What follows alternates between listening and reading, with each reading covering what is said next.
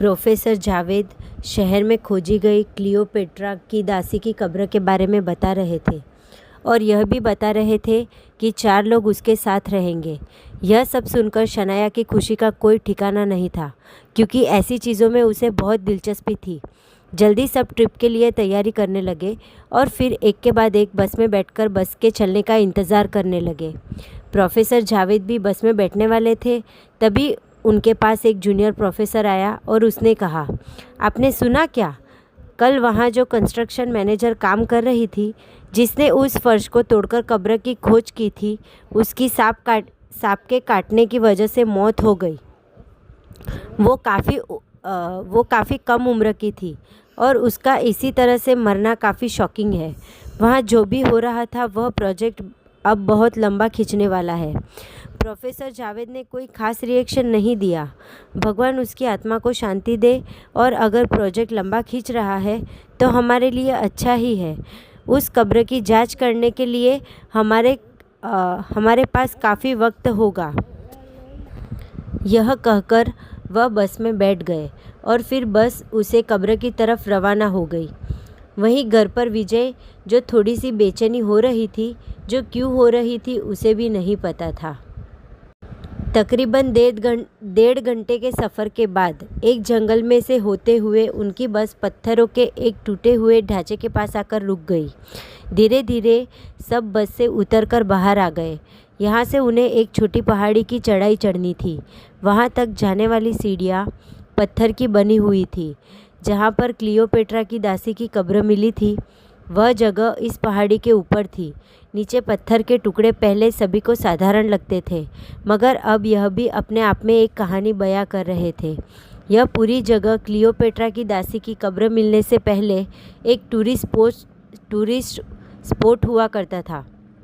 पहाड़ी के ऊपर जगन्नाथ जी का मंदिर था, जो काफ़ी फेमस था, और इस मंदिर की वजह से यहाँ पर लोगों की काफ़ी भीड़ रहती थी। इस मंदिर के आगे तकरीबन 1.5 किलोमीटर दूर वह जगह थी जहाँ पर क्लियोपेट्रा की दासी की कब्र मिली थी। प्रोफेसर जावेद उतरे और सीधे सीढ़ियों से पहाड़ी की तरफ चले गए, और बाकी के स्टूडेंट भी। पर शनाया वहीं पर रुक गई और वहाँ मौजूद पत्थरों को देखने लगी। अनिका ने उसे इस तरह से पत्थरों को देखते हुए कहा, अब तुम इन पत्थरों में क्या ढूंढने लगी हो? सारे लोग ऊपर जा रहे हैं तो हमें भी ऊपर जाना चाहिए। शनाया ने बिना उसकी तरफ देखे जवाब दिया, जहाँ तक मैं मिस्र के लोगों को जानती हूँ, उनके लिए यह पत्थर के टुकड़े किसी किताब के पन्नों से कम नहीं होते थे। अगर क्लियोपेट्रा की दासी की कब्र यहाँ पर मौजूद है, तो यहाँ पर मौजूद पत्थर का हर एक टुकड़ा कोई न कोई कहानी बयां कर रहा होगा। नीचे काफ़ी बड़े बड़े पत्थर के टुकड़े पड़े थे, जिन्हें सीढ़ियों के मुहाने पर लगाकर इस जगह को डेकोरेट करने के लिए इस्तेमाल किया गया था। तकरीबन 10 पत्थरों के टुकड़े को देखने के बाद 11वें पत्थर के टुकड़े पर उसे कुछ बना हुआ दिखा। उसने अपने बैग से ब्रश निकाला और पत्थर के उस टुकड़े को साफ़ किया। साफ़ करने के बाद उसे पता चला इस पत्थर के टुकड़े पर कोई सिंबल बना हुआ था, जिसकी उसने अपने फ़ोन से फ़ोटो ले ली। फिर वह अनिका के साथ बाकी लोगों के पीछे पीछे ऊपर चल पड़ी। सब ऊपर पहुंच चुके थे। मंदिर को जाने वाले रास्ते पर अभी भी काफ़ी भीड़ थी और वहाँ पर लोग किसी मेले की तरह मौजूद थे। वहीं जिस तरफ क्लियोपेट्रा के दासी की कब्र मिली थी, वहाँ पर बस काम करने वाले लोग ही थे। यहाँ के लोगों को इस चीज़ से कोई मतलब नहीं था, यह साफ दिख रहा था। धार्मिक आस्था यहाँ पर जिज्ञासा के ऊपर हावी थी। प्रोफेसर जावेद थोड़ा सा और आगे आए और उन्होंने इस पूरी जगह को एक ही नज़र में देखा। यह जगह एक महल हुआ करता था, जिसे पथरीली ईंटों से बनाया गया था। पथरीली ईंटें पत्थर के बड़े बड़े टुकड़े होते थे। एक दूसरे के ऊपर रखकर इनका इस्तेमाल कारीगरी के लिए किया जाता है। यह महल किसी राजा का ही हुआ करता था। अंग्रेज़ों के वक्त जब राजा महाराजाओं के दौर ख़त्म होना शुरू हो गया, तब यह राजा भी इस दौर में ख़त्म हो गए और इनका यह महल पीछे रह गया। कई सालों तक इस महल का इस्तेमाल भगवान जगन्नाथ की पूजा पाठ करने वाले लोगों के द्वारा किया गया, मगर एक दिन इसका एक हिस्सा नीचे गिर गया था, जिसके बाद यह पूरी तरह से वीरान हो गया। फिर यहाँ पर कोई नहीं आता था। ये जगह भी सरकार के नाम हो गई। कुछ महीनों पहले यह जगह एक बड़े बिजनेसमैन ने खरीद ली और उसने यहाँ पर कंस्ट्रक्शन का काम शुरू कर दिया। वो यहाँ पर एक होटल बनाना चाहता था। मंदिर पर भी वह काफ़ी सारे पैसे लगाने वाला था ताकि यहाँ पर और ज़्यादा लोग आए और वह एक दिन की बजाय कुछ दिन रुककर जाने लगे, जिससे उसके होटल की कमाई बढ़ने वाली थी। क्लियोपेट्रा की दासी की कब्र महल के निचले मंजिल की फर्श के टूटने की वजह से मिल गई। प्रोफेसर जावेद पीछे मुड़े और पीछे मुड़कर यह सारी बातें अपने स्टूडेंट को बताई। सब बातें बताने के बाद वह बोले, हर कोई ध्यान से इन जगह के अंदर जाएगा। इमारत कमज़ोर है तो एक बार में 5 लोगों से ज़्यादा कब्र को देखने कोई नहीं जाएगा। फिर वह अपने साथ 5 लोगों को लेकर इस महल के अंदर चले गए। इन 5 लोगों में शनाया और अनिका भी थे।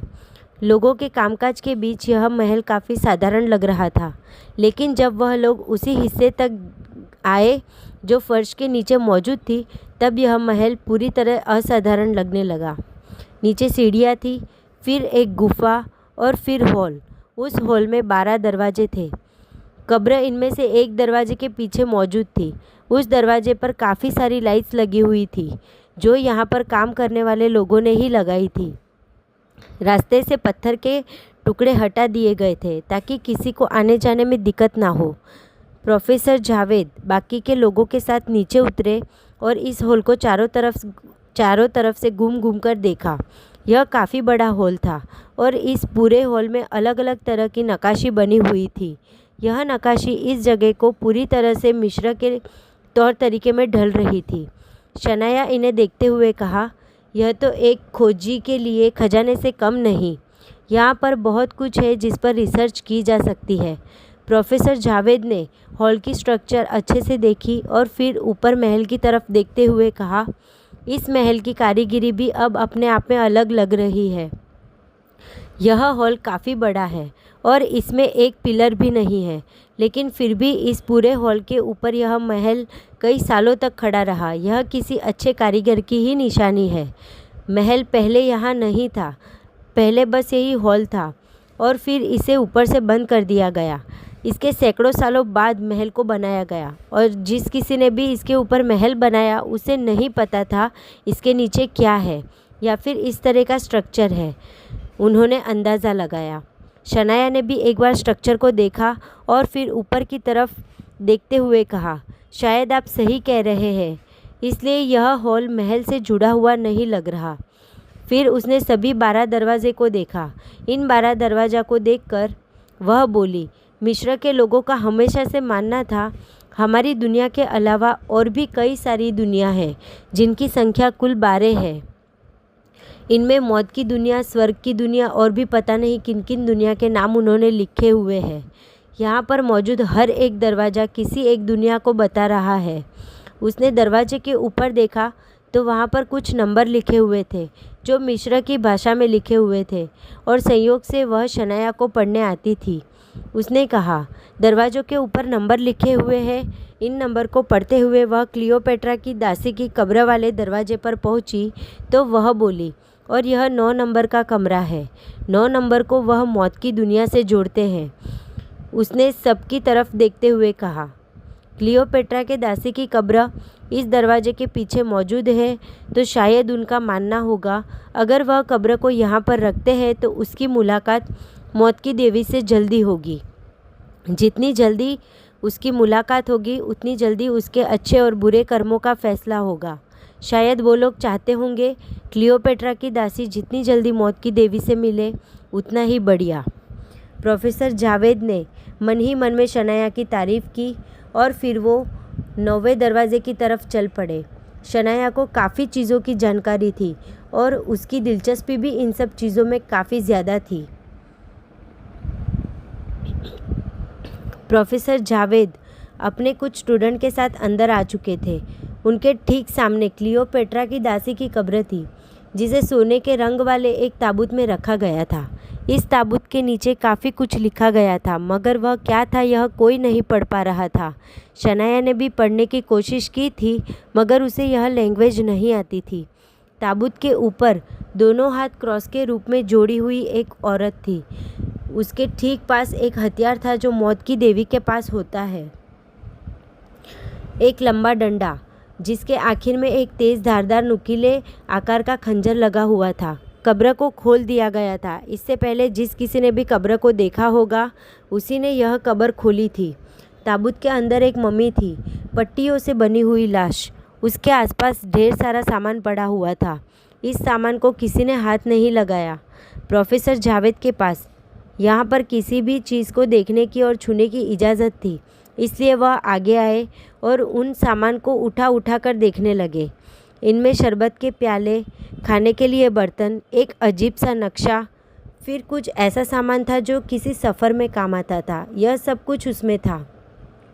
शनाया ने भी इन्हें देखा और फिर प्रोफेसर जावेद को कहते हुए बोली, सामान को देखकर ऐसे लग रहा है जैसे इन्होंने इसे मौत की देवी से मिलने नहीं बल्कि किसी सफ़र पर भेजा है, किसी ऐसे सफ़र पर जहां इसका मौत की दुनिया में जाना ज़रूरी था। प्रोफेसर जावेद ने उन सामान को वापस वहां पर रखते हुए कहा, मैं विज्ञान को मानता हूँ, इसलिए यह बात मेरे लिए बस कहानियों की तरह है। हालांकि हम इस चीज़ को नज़रअंदाज नहीं कर सकते, ऐसी चीज़ें होती हैं। हज़ारों साल पहले काफ़ी कुछ ऐसा हुआ है जिसे विज्ञान की भाषा में नहीं समझा जा सकता। मिस्र के लोग तो इसमें और भी ज़्यादा आगे थे। उन्होंने जो पिरामिड बनाया उसके भी ऐसे हज़ारों रहस्य हैं जिन्हें आज तक नहीं सुलझाया गया। फिर यह कब्र क्लियोपेट्रा की दासी ठहरी तो इसका तो कहना ही क्या। क्लियोपेट्रा का नाम भी अपने आप में एक बड़ा रहस्य है।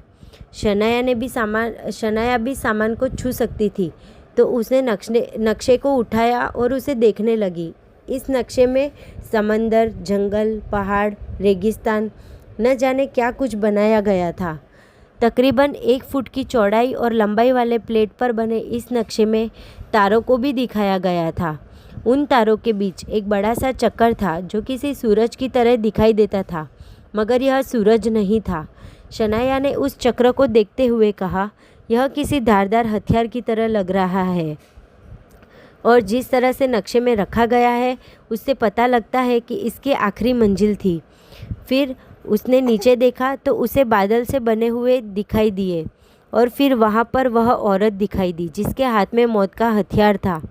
यहाँ पर मौत की देवी को रखा गया है और मौत की देवी के बाद इस चीज़ को, यानी कि यह मौत की दुनिया में इस चीज़ को ढूंढने गई है, या कहा जा सकता है इसे इस चीज़ तक जाने के लिए मौत की दुनिया को पार करना था और इसलिए इसको मारकर यहाँ पर रखा गया। प्रोफेसर जावेद ने चित्रों की तरफ देखा और फिर मुस्कुराते हुए बोले, तुम्हारी बातों में तुमने जो लॉजिक लगाया मैं उसकी तारीफ़ करता हूँ, मगर ऐसा कुछ भी नहीं है। फ़िलहाल तुम सब चीज़ों को रख दो और यहाँ पर और भी चीज़ें हैं, उन्हें देखो और पता करो क्या कुछ पता चलता है। इस कब्र के लिए हमारा सबसे पहले जो मकसद होना चाहिए वो यही होना चाहिए कि इसकी कब्र आखिर यहाँ पर क्या कर रही है। इसलिए यहाँ पर जो भी ढूंढो उसके पीछे इस चीज़ का लॉजिक लगाओ कि ये यहाँ पर क्या करने आई थी, न कि इस चीज़ का लॉजिक लगाओ कि ये मौत की दुनिया में किस लिए गई। शनाया ने हाँ में सिर हिलाया और फिर अपने आसपास की चीज़ों को देखने लगी। इस कमरे में काफ़ी सारे नक्काशी की गई थी और हर एक नक्काशी कुछ ना कुछ बता रही थी। शनाया ने उन सभी की फ़ोटोज़ ले ली। तकरीबन अगले 3 घंटे तक सभी लोग यहाँ पर रहे और फिर सब एक एक करके वापस जाने लगे। शनाया अनिका के साथ बाहर आई तो उसने कुछ लोगों को बात करते हुए सुना। एक काम करने वाला आदमी दूसरे काम करने वाले आदमी को कह रहा था, यह कब्र मुझे मनहूस लगती है। हमारी मैडम ने इस कब्र को खोला था और देखा था। उस कब्र को खोलने के बाद 3-4 दिनों के अंदर ही उनकी मौत हो गई। अब यहाँ पर जितने भी लोग हैं उनकी तबीयत भी ख़राब है। कल वसीम की मौत भी हो गई जो मैडम के साथ इस कब्र को देखने गया था। सुबह सुंदर का फ़ोन आया था, उसका भाई भी बहुत बीमार है और वह भी मैडम के साथ ही था।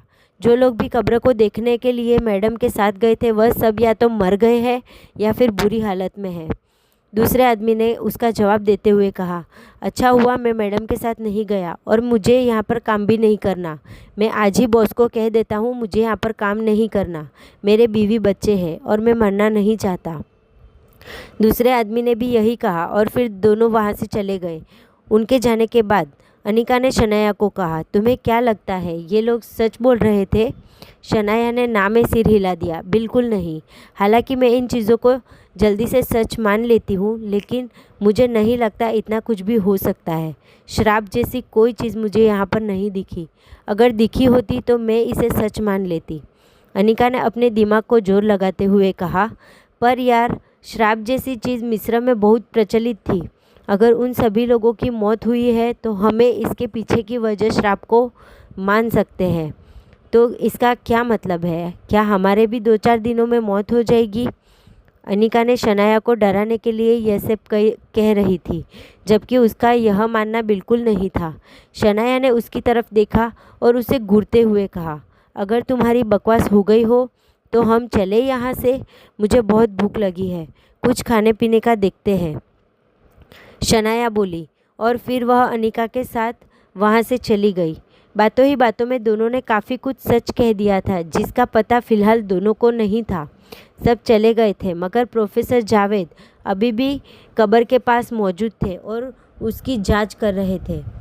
उन्होंने मम्मी को थोड़ा सा ऊपर उठाकर नीचे हाथ डाला तो अचानक कुछ ऐसा हुआ जिसकी वजह से वह ज़ोर से चिल्ला पड़े, पर उनकी यह चीखें सुनने वाला यहाँ पर कोई नहीं था।